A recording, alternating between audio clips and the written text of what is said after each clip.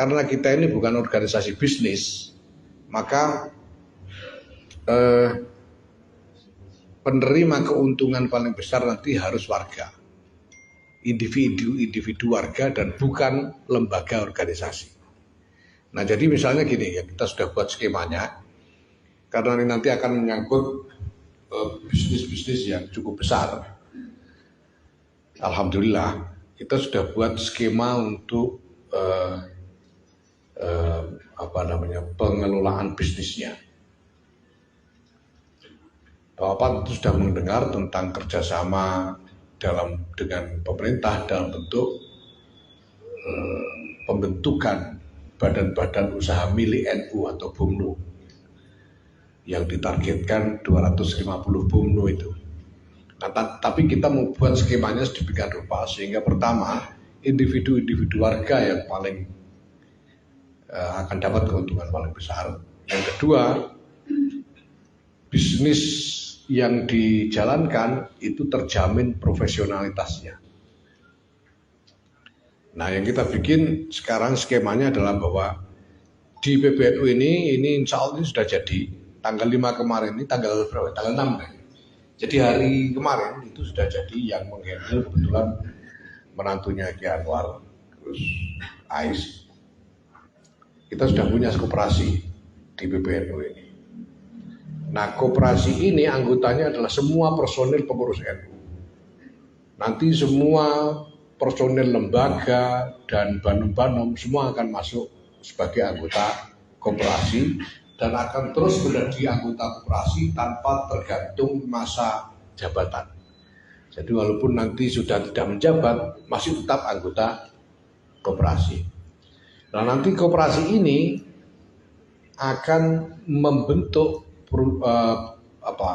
perusahaan PT join dengan PBNU sebagai lembaga, tapi saham mayoritas ada di koperasi. Jadi nanti 51-49, yang 51 koperasi, yang 49 PBNU. Supaya apa? Supaya PBNU tidak bisa ngerusui bisnis. Sehingga bisnis ini tidak akan terganggu oleh dinamika-dinamika internal di dalam PBNU. Misalnya kalau tiba-tiba saya tidak waras, itu bisnisnya nggak terganggu. Atau kalau ganti pengurus nanti beda pikirannya, bisnisnya tetap tidak terganggu.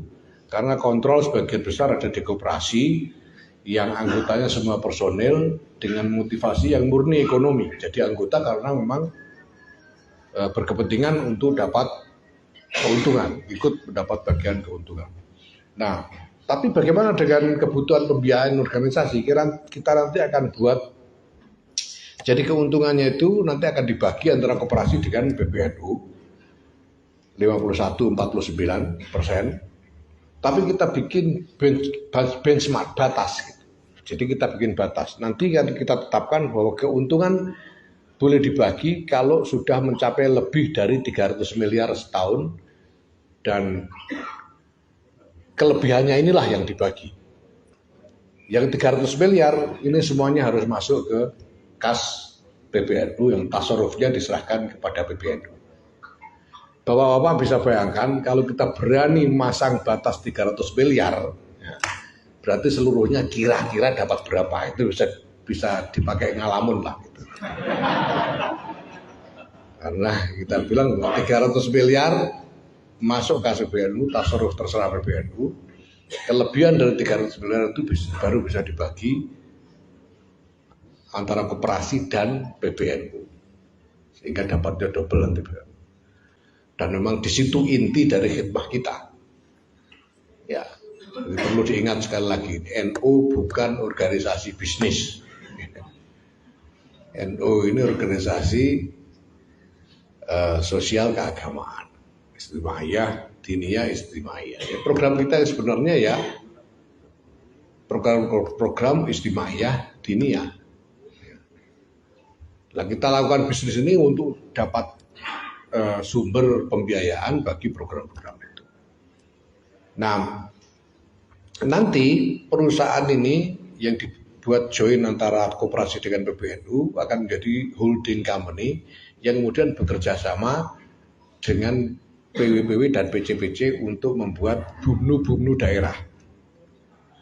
Nah caranya koperasi nanti akan membuat cabang-cabang koperasi di daerah. Jadi supaya cepat nanti koperasi di PBNU ini yang akan buka cabang di PW dan PC. Anggotanya di cabang-cabang itu adalah para personil pengurus PW dengan banom-banom di tingkat PW, pengurus PC dengan banom-banom di tingkat PC. Nanti koperasi cabang koperasi di PW dan PC ini bekerja sama dengan BUMNU pusat untuk membuat BUMNU daerah dan mengelola berbagai macam bisnis yang nantinya kita distribusikan ke daerah-daerah. Ini semua untuk menjaga pertama bahwa keuntungan ini betul-betul keuntungan yang menjadi hak organisasi betul-betul masuk ke organisasi. Tapi pribadi-pribadi juga tetap pribadi-pribadi pengurus ini tetap punya hak untuk ikut mendapatkan keuntungan. Ya, tapi tidak boleh dimonopoli, semuanya harus punya hak yang sama. Semua harus punya yang sama sebagai anggota-anggota koperasi. Dan keanggotaan koperasi tidak tergantung masa jabatan. Seumur hidup pokoknya. Tetap punya hak untuk menjadi anggota koperasi. Nanti itu ada aturan-aturan dalam keanggotaan itu detailnya nanti. Nah ini yang pertama. Kemudian yang kedua yang ingin saya laporkan adalah bahwa PBNU ini sekarang sedang menggodok sistem-sistem yang bisa menjadi wadah pengelolaan macam-macam program. Misalnya kita mau bikin sistem untuk pengelolaan perguruan tinggi secara terpadu seluruh Indonesia. Sehingga pengelolaannya nanti ini terkoordinasi oleh PBNU. Nanti ada sistemnya. Nah selama ini yang resmi perguruan tinggi didirikan atas nama NU itu ada 43 perguruan tinggi.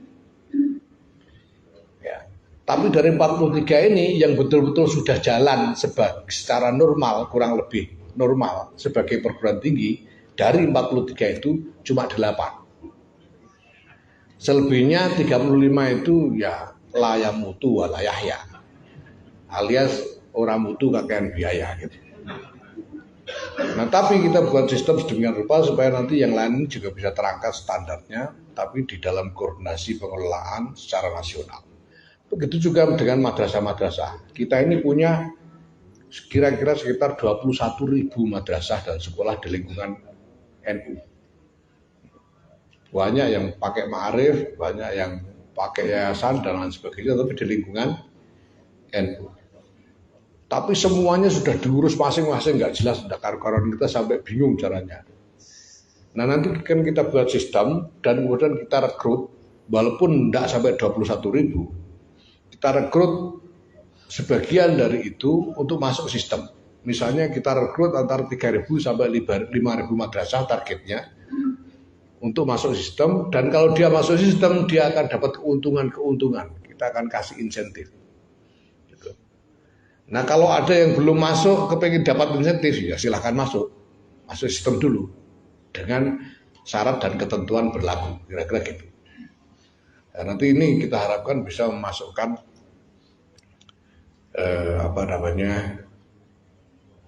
semakin banyak madrasah dan sekolah di lingkungan NU ini ke dalam sistem pendidikan nasional NU. Sistem pendidikan nasional NU. Nah, demikian juga nanti dalam soal kegiatan-kegiatan dakwah, kesehatan, rumah sakit dan sebagainya. Ini nanti kita buat sistemnya yang akan terkoordinir secara nasional. Dalam bahasa yang kemarin saya gunakan, kita ini ingin mengembangkan cara pengelolaan organisasi laksana pemerintahan.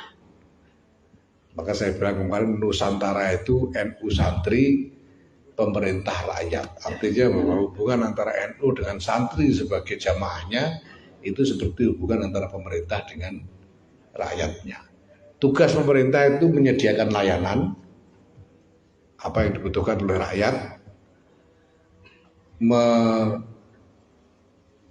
memobilisasi, menggalang sumber daya supaya bisa dibagi kembali untuk kemaslahatan rakyat.